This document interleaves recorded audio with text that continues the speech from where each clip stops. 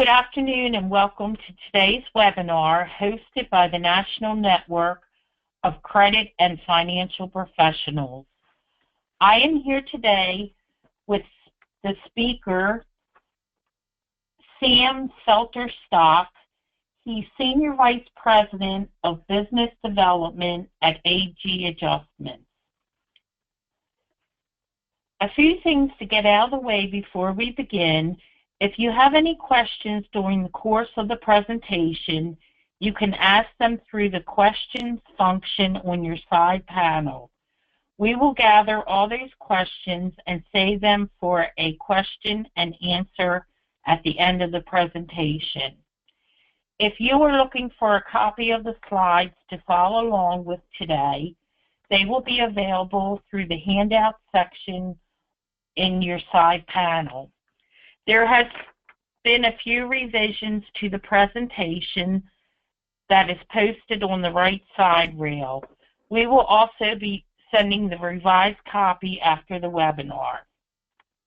The last item is that we will have a brief survey that pops up after the webinar ends. It only takes about 30 seconds to fill out, but it gives us a lot of great information on how we can continue to make our webinars better for you. Now, Ken Frisco will give you a brief intro of our speaker. Okay, thanks, Sharon.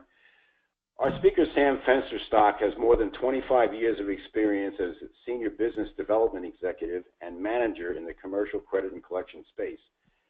Sam is dedicated to helping leading companies improve their credit risk and collection management process. He has been a founder and played a key role in the dynamic growth of several leading niche commercial credit risk and management companies. He has vast experience as a public speaker and has given more than 200 presentations as an industry expert on commercial collections and recovery, commercial credit information services, credit and collection scoring solutions, and collections and recovery analytics. At this point, I'd like to turn the presentation over to Sam to begin our webinar. Thank you very much, Ken, and thank you everybody for taking time out of your busy day and joining us today. We're going to go through a topic that is near and dear to my heart because it's what I do every day, and it's called collections. And when the Federation asked us to put together a presentation, we wanted to try to create something that was on a best practices level, as well as showed a specific example of what we're talking about when we talk about the process of determining when a company should place an account with collection. And so this presentation we call Maximizing the Cash Flow from a Delinquent Accounts Receivable Portfolio and Collection Practices. And that's what we're going to talk about today, is how do you generate more cash out of your delinquent customers, and we're going to take you through a couple things. So Ken, just let me know, did the presentation slide just change? I just want to make sure that we're fully connected. Yes, yes. All right, great. So here's the outline of what we're going to go through today. We've got about an hour. Hopefully I'm not going to take up all of it. But what we're going to talk about today is, first off, we're going to talk about some best practices for your internal collections operations. These are some of the things that AGA employs in our collection group. We know that many of our key clients employ these tactics in their collection group. So we're going to talk about best practices. We're going to talk about the effects of write-offs on a company. Companies, when they send something to a collection agency, sometimes they write it off, sometimes they don't. But we're going to talk overall what do write-offs mean to companies. And then we're going to follow it up by talking about the probability of collecting on accounts that are 90 plus, showing some statistics from the Commercial Law League of America. We're also going to talk about what happens and what causes customers to become delinquent, why a collection agency will collect more money than you will on these delinquent accounts. We're going to give you an example, a financial example, showing the impact of delinquency on a company. And then we're going to go through, it was a blog that we had posted called 7 Signs That Your Customer Has a Problem and Needs to Be Placed for Collection. We're going to talk a little about that. Then we're going to summarize it up, and then we'll do some Q&A at the end. And this is what we're going to be going through in this next hour. So first thing I want to point out, AG Adjustments, we're a 45-year-old commercial collection agency. And just like most of our peers in the collection agency industry, what we find is about 30% of all the placements that are sent to our company, when we get them, they're uncollectible. They're either bankrupt companies, defunct companies are no longer filed with the Secretary of State. And many times when we go back and look at these companies and we say, okay, here's when they were placed with us, at what point prior to the placement date would they have been collectible? And a significant portion of the dollars that we get that get placed with an agency, if you go back and look 60, 90 days prior, they were collectible at that time. But yet they didn't get placed, they didn't get collected, and internally, the company didn't collect them, and they wind up getting written off. So one of the big dilemmas that we have in the collection agency industry is understanding, why does this take place? Why do companies hold on to their receivables for such a long time when the math shows that if you place them at a certain point in time, you will generate more cash? And we're going to go through an example of that in a couple of moments. But I want to start off with this fact that 30% that gets placed in an agency is dead. And the question is, how do you collect that kind of money prior to it becoming dead? All right, so let's first talk about your internal operations. Let's talk about your internal collection department and what you guys do day in, day out in collecting your money. All right, and when I create these presentations, I actually sit down with my collection manager to talk about, what do they train our collectors on internally at AGA. Remember, we're touching something when it's severely delinquent. Your collection team is touching it when it's not severely delinquent. So here's some things we like to think about when you're looking at collecting money. Remember, companies owe money, but people pay the bills, all right? And people prioritize how they do what they do, who they pay, and when they pay them. So while this entity may owe you the money, you've got to figure out a way to get this person at this entity to pay you, all right? And so one of the key things that we see that causes companies not to pay their bills on a timely basis, number one is companies' collection departments not following up consistently and not getting to their customers' pockets first. That is the number one reason. And usually that's a resource issue. Your companies many times just don't have the resources to handle the accounts in that manner so that you're touching them, on a very, very consistent basis. So following up consistently. Number two is disputes. 30% of the files get placed with a collection agency are disputed. So think about the disputes internally that you guys have to deal with, all right? Pricing disputes, service disputes, quality, shipping, all the issues that go into a dispute. Disputes and chargebacks are a big issue with companies, and that's one of the reasons people don't pay their bills. Financial issues, all right? Also a big reason why companies don't pay their bills. They owe more money than they can pay. They owe more vendors cash than they have in-house in order to pay it. And so when these things happen, all right, debtors prioritize how they pay their bills. Think about in your own life, how you prioritize how you pay your bills. So first thing they do is they pay who they need, right? The critical vendors, the ones that they have to have in order to stay in business. Then they look at the ones who have security interests, where they're going to get paid eventually, right, because there's security. And then they also look at the ones who pester them, the ones who are aggressive in their collection efforts in order to get to their pocket before another vendor does, all right? So when companies don't pay their bills, it's typically for one of these reasons. And what you also find out is that debtors or your customers, when they're delinquent, delinquent payers, they know how to work the system. They understand exactly what they're doing, and they're juggling things in order to stay afloat. So what are some of the things that you can do to help yourself when trying to connect with these customers who are delinquent? Right? What are the things that you should do? And when I look at collections, I'm a sales guy. I run a sales team. I train salespeople. Sales is just like collections. We're trying to get somebody to talk to us about something that many times they don't want to talk about. And it's the same thing in collections. You're trying to reach a person to get them to pay something they don't want to pay. So what are the things that help you? Number one is information, right? The more information you have at your fingertips on your customer, the better likelihood that when you reach them, you can have an intelligent conversation and hopefully get the debt resolved. So pre-call, utilize all the information that you have available to you. So look at your purchase history, their payment history, the overall scope of your relationship. Look at their credit file. You may want to pull a new credit report on them and look at how they're paying other vendors and what they look like from a credit-worthy standpoint. Risk assessment, if they're publicly held, there's financial data available. What is the probability that they're gonna pay you based on their financial condition? Your documentation, invoices, statements, proof of delivery, bill of lading, everything that you can have at your fingertips to help you when making this call and having this conversation. And then also knowing the results that you're trying to seek. All right, knowing what you want to accomplish before you pick up the phone is very, very important. Many times, different customers, you're going to have a different thought process about what you're trying to accomplish.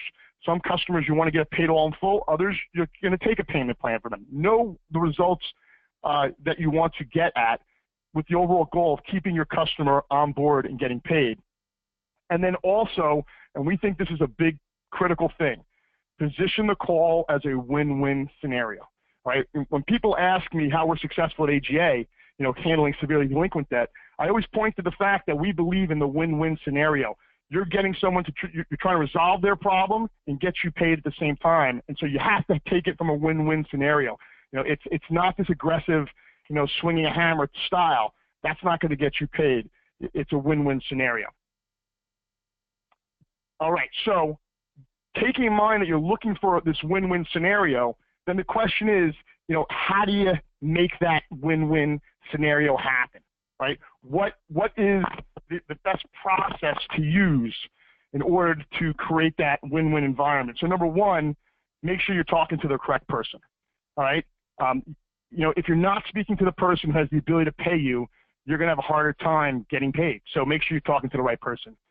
And also, we talk about sales and collections as a relationship business, and you got to develop relationships with your clients to get them to pay you.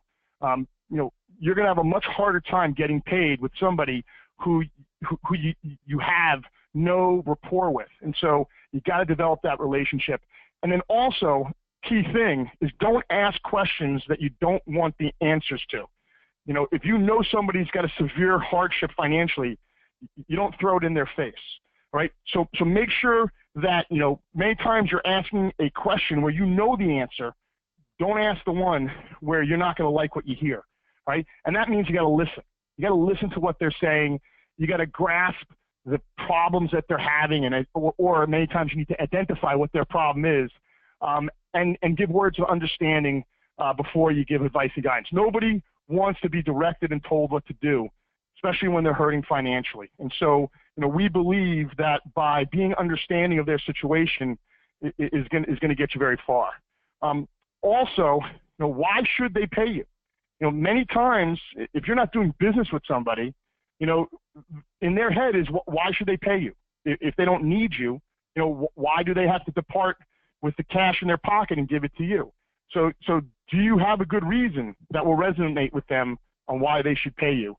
All right, and then also be realistic, right? Sometimes you realize that they're not going to pay you, and you need to know when that point of no return is, because you can't squeeze blood from a stone. Sometimes there is no money, and you need to go out and figure out a way to protect yourself because this customer is not going to pay you.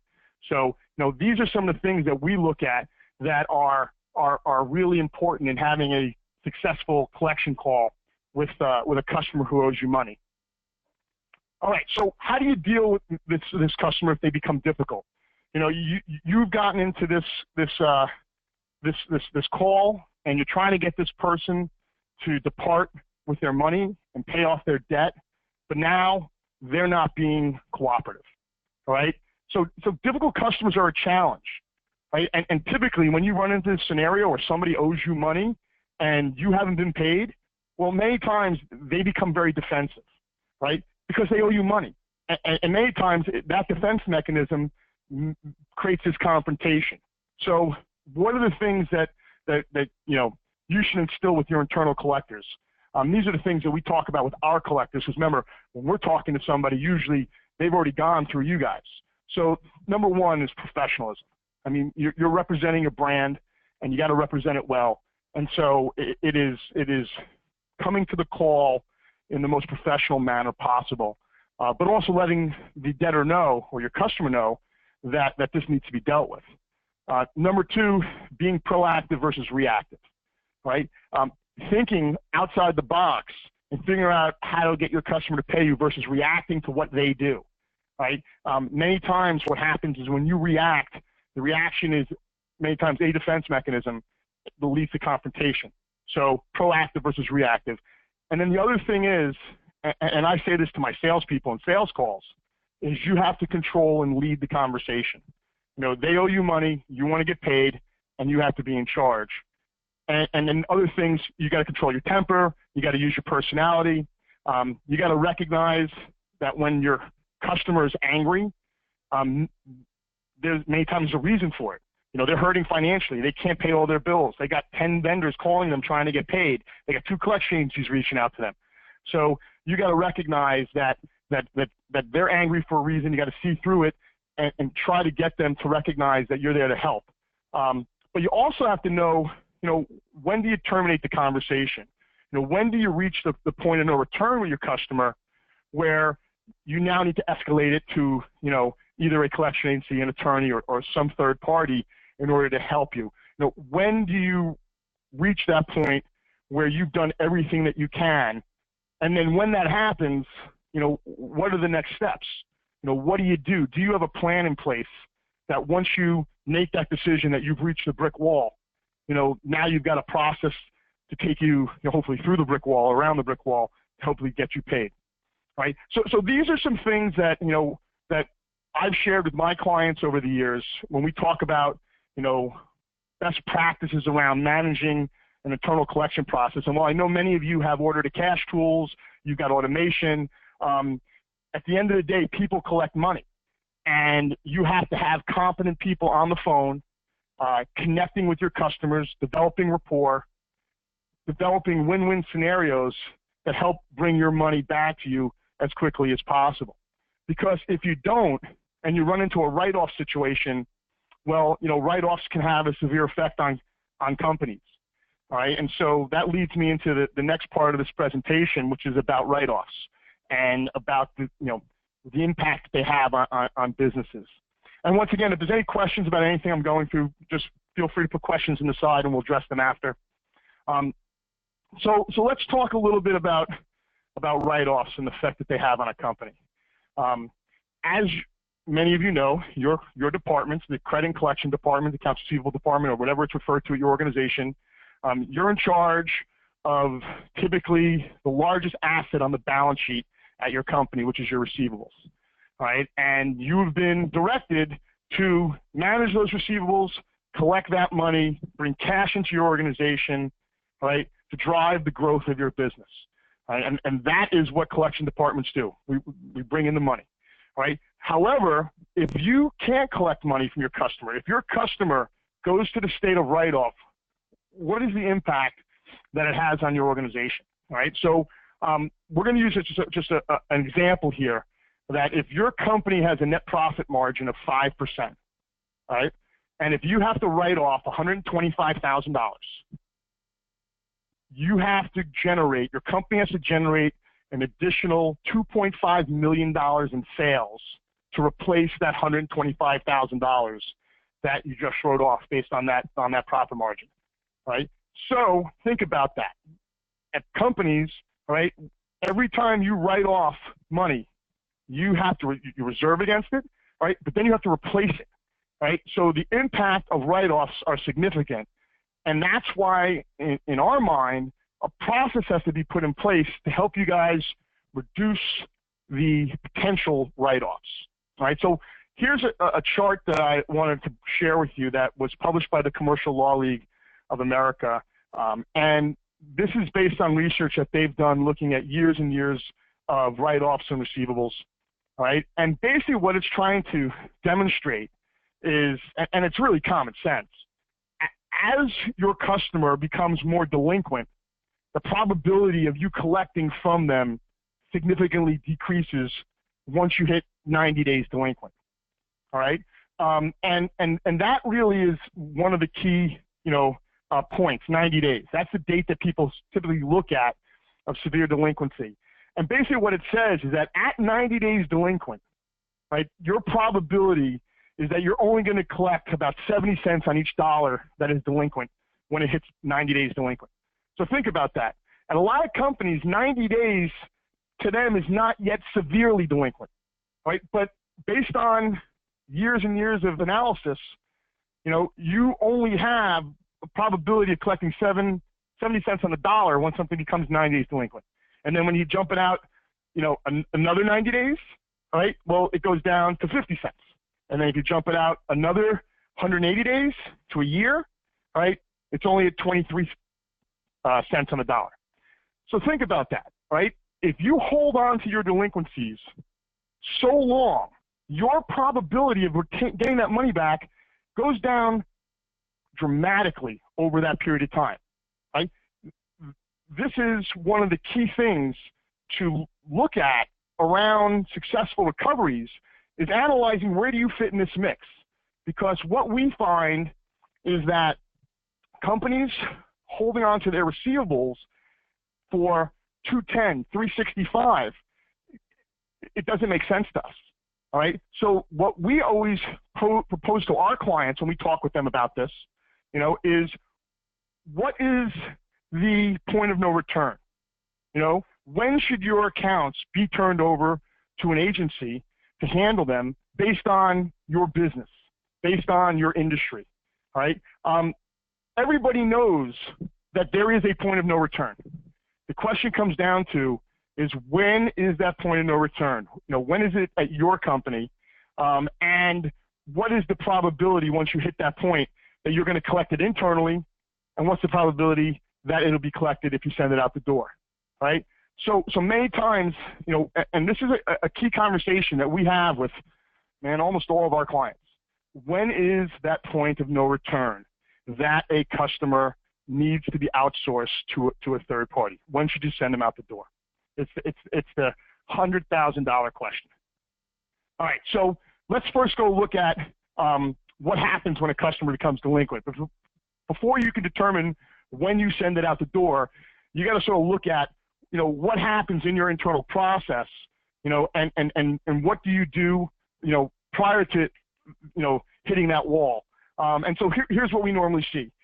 In most companies, and if you disagree, you can say so, typically 1 to 30 days past due, you guys are working aggressively, somewhat aggressively, because they're not severely delinquent yet, but you're on top of them. And then aggressive collection activity typically comes in, 45, 60 days to 90 days, right, where you start becoming a little bit more aggressive.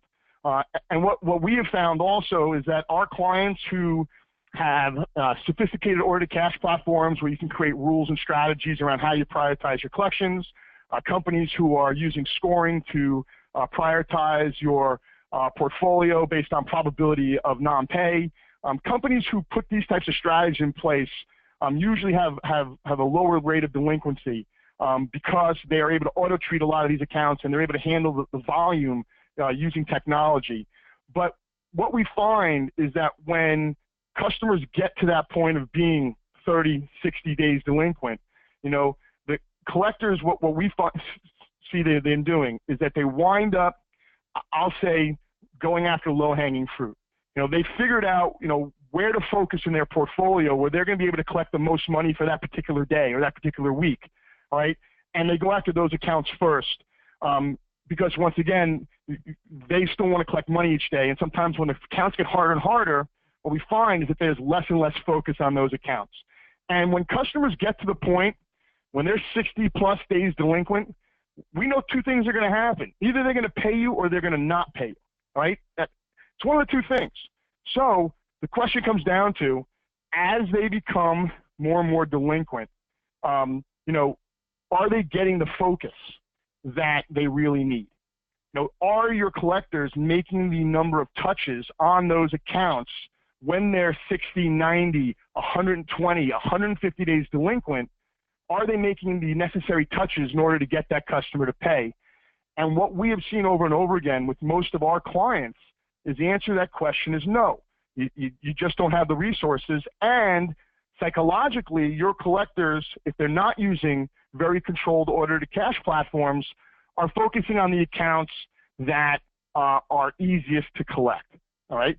So if you take a delinquency portfolio, all right, and if you looked at it, if you looked at how much money your collectors have recovered, and you look at it as a function of days past due, what you're going to see, it's going to be skewed, right? The largest number of their collections are going to be on accounts that have less past dues than on larger past dues. And what we normally see is that recoveries, when you deal with a portfolio, recoveries until the customer's 120 days past due, is typically material. Like you're going to collect half the money of a portfolio that's owed to you, but the other half is not going to get collected. All right. So given the fact that we know that once an account gets to 120 days, 100 days past due, the probability of you collecting gets so low. Why do so many companies still wait until an account is 180, 250 days past due in order to place it with their collection partner, whoever that partner is? To us, it just doesn't really make a whole lot of sense. And so what I want to do, sorry. All right, sorry. So based on commercial collection agency findings, what we typically have seen is that most collection agencies are going to collect 30% or more of the accounts that are placed with them at 180 days plus past due. So think about that. Most collection agencies recovery rates 30 to 40%. Most accounts placed with collection agencies are 180 days past due. All right. So and the Commercial Collection Agency Association says if you drop that number down to 90 to 120 days past due, the recoveries are going to go up probably over 40%. So food for thought, right? On the accounts that are turned over to a collection agency, 90, 120, 150 days past due, your people internally have tried to collect on those accounts and they've done it unsuccessfully. But it goes out the door to a collection agency, and 30, 40+% of the time, the collection agency is successful in recovering those accounts. So why does that happen? Now, why are they able to collect? And this is the thing I tell companies all the time. Many times it has nothing to do with the skill set of your people, nothing to do with your processes. It has to do with resources and the psychological fact that a collection agency doesn't cherry pick accounts. They don't sort them by oldest to newest and then work them like that. When a file gets placed with a collection agency, whether it's AGA or any collection agency, we know that those collectors go full out and start working those accounts. And they work them in a fashion that which many times your internal collectors you don't have the resources to apply for them to call those customers every day, every other day. And typically what you should see is that a good collection agency will typically make 10 to 15 attempts to reach your customer in the first 30 days that they have the account. And if you compare that to what your own internal collection activity would be during that same time frame, you're going to see that a collection agency is typically going to make 5 to 7 times more attempts to reach your customer than you'll have the ability to do internally. And that's one of the pure reasons why collection agencies are so successful, is because they have the resources to deploy on those accounts, and they work all the accounts. They don't prioritize them as far as who they should call first, second, third, the way your internal collectors may. When you place a file with a collection agency, typically it's given to a collector who has a group of accounts, and they have to get through every one of those accounts every single day because collection agencies are all on a contingency basis. They don't collect money, they don't make money, so there's a certain process to how they work things. But it is our contention, and I think it's probably everybody in the collection agency industry's contention, is that holding on to your receivables for longer than you should is costing your company money. All right, and I want to give you a real-world sort of financial example of that so you can understand what I'm talking about. All right, let's say that you have a delinquency portfolio of $1 million. All right, and that's the delinquent portfolio, whatever number of accounts it is. All right, and let's just say that through the first 120 days of the delinquency, your internal collector is going to collect about half of what's owed you. All right, so they're going to collect $500,000. We have $500,000 left over. All right. Well, after 220 days past due, based on some of the numbers I showed you before, we know that the collection percentages are going to drop significantly on the recoveries that your internal people are going to make. All right, and based on some analysis, typically what we find is that if you took a portfolio that $500,000 that was left over, if you look at how much you're going to collect from 120 days to 150 days, it's going to be about 3% of the dollars. All right, and then if you look at the next 30-day bucket from 150 days to 180 days, we're going to collect another 2%. All right, and that's what I'm talking about. This is what you're going to do internally. And then if you look at the next bucket from 180 days to 210 days, you're going to collect another 2%. So basically, throughout that time frame, you're going to collect, basically about $70,000. All right. So let's look at from a collection agency standpoint, all right? And this is all data that is supported by the Commercial Collection Agency Association.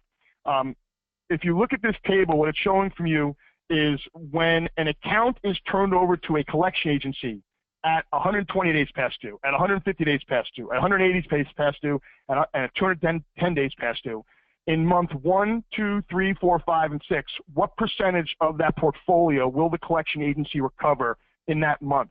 So if you look at 120 days past due, a collection agency is typically going to collect about 10% of the dollars that are placed from that portfolio. If we go back a page, you'll see that a internal department's only going to collect about 3% of that money, right? And then in the next month, it's at 9%, and the next it's 2%. So, and then the next month it is 8%, and then it's at 2%. So if you look at these months, right, when an account is placed, say at 120 days past due, in month 1, 10%, month 2, 9%, month 3, 8%, month 4, 7, 6, and 5, overall recoveries are going to be about 45%.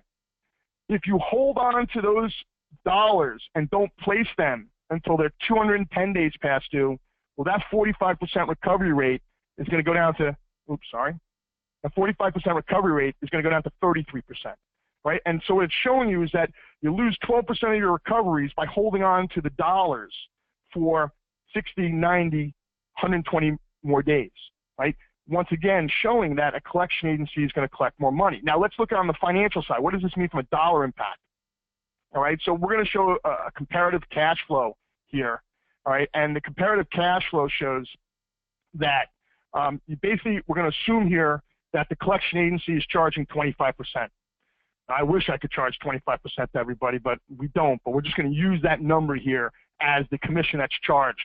And so if you look at the commission rate of 25%, all right, and net to a company 75% of the recovery dollars, in the table below, what's going to show you. So let's look over here, the first line, cumulative net of commissions agency placements of company. So in the first 150 days past due through 150 days, the collection agency, after taking a fee, the collection agency has collected paid back to your company $37,500 after you've paid a 25% fee.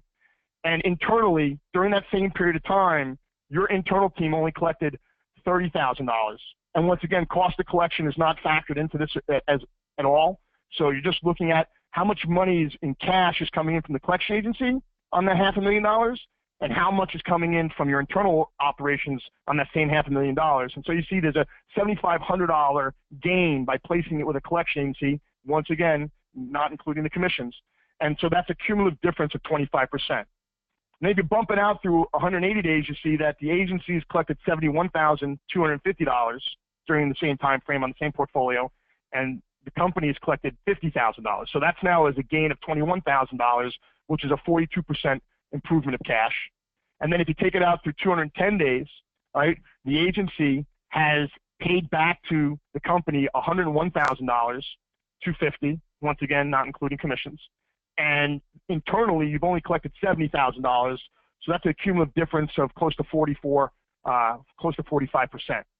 Right? And this is a very basic example using $1 million of a portfolio, $500,000 goes delinquent, and showing the difference between how much cash you will generate by placing it with an agency and paying a commission, and how much cash you'll generate by keeping it internally. And what this is designed to show you is that if you place it with an agency, you'll collect more money, you'll generate more cash, even paying a fee. Right, and even if, and once again, we know most of you aren't paying 25%. You've negotiated your fees down to probably 5 to 10% less than that. And so if you think about it, sending it out earlier, letting your collection agency jump all over it, getting your money back, even paying the fee, is going to drive more cash to your company's bottom line. And this is also based on a paper that we wrote for the Credit Research Foundation back about 4 years ago that went through this in more detail. And if you want access to the full paper, we can provide you that as well. So, the summary of this little financial example is basically that if you gave the same accounts to an agency, all right, rather than keeping them internally, you're going to generate 44% more cash. And as we know, your jobs are based on generating cash for your company. Wouldn't you like to generate 44% more cash flow for your organization on a delinquent portfolio?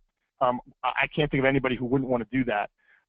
And once again, this supports this theory that, you guys should be turning over your accounts to an agency much sooner than later. This is what our experience shows us, and there's math to support it.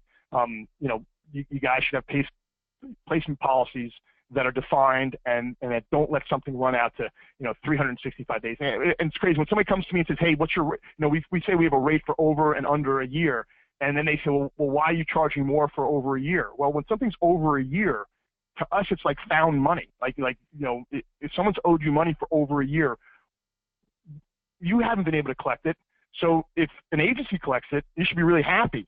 And whatever money you get back, you should be happy. But we've had people come to us and fight with us over rates on things like that, but they couldn't collect it on their own. So if you have a placement policy in place, you can avoid that happening.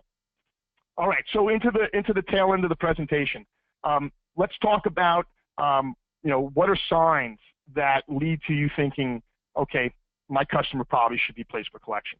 All right, and we wrote this. This was actually a blog posting that we prepared a couple months back, and I've added it to the presentation because some of the information it's practical, a lot of it's common sense, but we think it's important to talk about.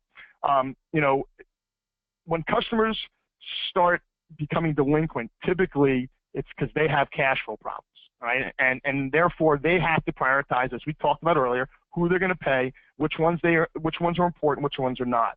All right, and if they have insufficient money on hand, you know that some vendors are not going to get paid. Now, it could be a one-time problem. It could be an ongoing problem. Many times your customers come to you and talk to you, and you're willing to work with them. But if it's an epidemic problem, then you need to nip it in the bud. And so, therefore, if you don't, it's going to cost you money down the line. And many times, if it's a short-term problem, you got to act pretty quickly. So these are the 7 main reasons that we think that you should consider your customer being delinquent enough that you would have to submit them to a third party for collection. So number 1, as we talked about, this 90-day number. That may not be right for every company, but if your customer is 90 days or more delinquent and they're not returning your telephone calls and they're either not purchasing or their purchasing is starting to become very erratic, or you've noticed changing of bank accounts, changing of financial institutions, changing of payment methods or how they've been paying you, or you go to your credit group meeting and you receive negative trade information, or you pull a credit report and you notice negative trade, or maybe you're using a monitoring service from Cortera or D&B that you get a notification that their payment scores have dropped, and you notice that they're starting to have problems in the marketplace, or they've got a lot of disputes, and you notice that over and over again you're having these constant back and forth with them. All right, these are our 7 signs that your customer probably needs to go to a collection agency. And once again, I said at the beginning, it's pretty common sense type of information, but I can't tell you how many times that we get a file placed with us at 290 days past due, where my client hasn't had any contact with the customer since they were 60 days past due, and they still held on to it. And now when we got it, they're out of business, and there was nothing for us to go after.